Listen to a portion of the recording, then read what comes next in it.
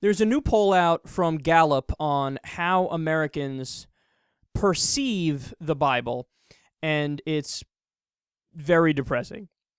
So only 21% say the Bible is, quote, an ancient book of fables, legends, history, and moral precepts recorded by man. So to be clear here, only 21% of people believe what is true, that it's a book of fables and it's old school and it's just all fake moral teachings. Only 21% believe what is true. 2 out of 10 people will tell you the reality of the situation when it comes to the holy book of the Bible. 47%, these are the people who think that they're being moderate, but they're really being silly. 47% say, quote, the Bible is the inspired word of God, but not everything in it should be taken literally. Come on, guys, come on. Let's not be crazy here. Let's pick and choose the shit that we like. Wait, but isn't that crazy also? The idea that you can take a so-called holy book and pick and choose from the message of God? Because if it's actually God, then who the fuck are you, a human being, to go, well, we like page 7, but not page 19. 19 is a little, we like gay people. We don't want to hate gay people, but page 17 tells us we need to hate gay people. I like how my religious person is like Milton from Office Space. Could I please have my stapler? I haven't gotten my paycheck in a while. But think about that.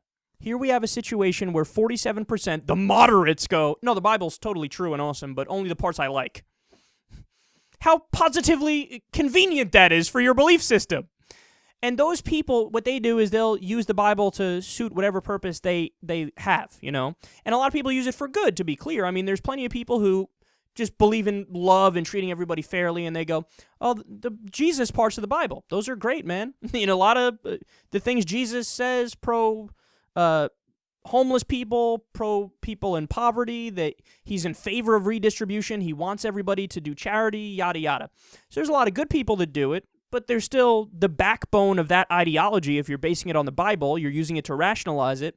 It's silly because there's a lot of genocide in the Bible. There's fucking slavery in the Bible.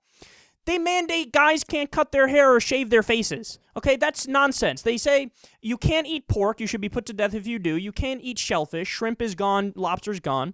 So there's stuff all over the place that represents every ideology. But now we'll go to the dumbest people. 28% say, quote, the Bible is the actual word of God and is to be taken literally. So 28% of people can look at a story of an old man who lived to the age of 900 that built an ark that was bigger than any ark was ever built and was physically impossible to build according to engineers. He took 2 of every animal in the world, put it on the boat, survived, and continued humanity when the world flooded that one day. So 28% of people say the world is 6,000 years old. I guess 28% of people, if they say the Bible is the literal word of God, I guess the earth is flat then. I guess they actually believe the earth is flat, and I guess they also believe that the sun revolves around the earth. It's in the Bible. It's in the Bible. It's not me saying it. It's in the Bible. So which is it? Which is it? You know, in 2014, when we have access to technology, we have access to information, we have the internet, we have, you know, medicinal breakthroughs where we have vaccines and we have penicillin and, you know, we have just amazing things that we couldn't have dreamt of 100 years ago even. Fucking NASA took us to the moon at a time when information is widely available and we have the ability to improve life at this incredible pace. It's unforgivable to be a Bible literalist. And I'm on the verge of going a step further and saying it's unforgivable to even be one of the cherry pickers, one of the moderates who goes, I believe it, but I don't believe it. I believe the Bible's true, but only the parts I like. It's all silly, man. When the lowest number category are the people that are right, something's wrong. Something's terribly wrong. And that's not just a failure on an individual level, it's a failure of society, okay? It's a failure of the media for not educating people. It's a failure of the educational system for not actually caring deeply about truth. And look, I honestly think the job of intelligent, rational, logical people should be to try to break free from this mindset and this old school mold that we're coasting off of, this puritanical vision that we still have so many aspects of it in today's culture. You know, we have to break through from dogmatic thinking.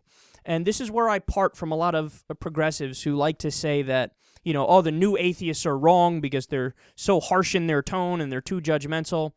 How do you ever expect to make any gains for what is right if you don't actually evangelize, if you don't actually talk about it, if you don't actually explain stuff, if you don't actually get your message out there? I'm not saying you ban religion. I would never do that. I'm in favor of freedom of speech. I'm in favor of freedom of thought.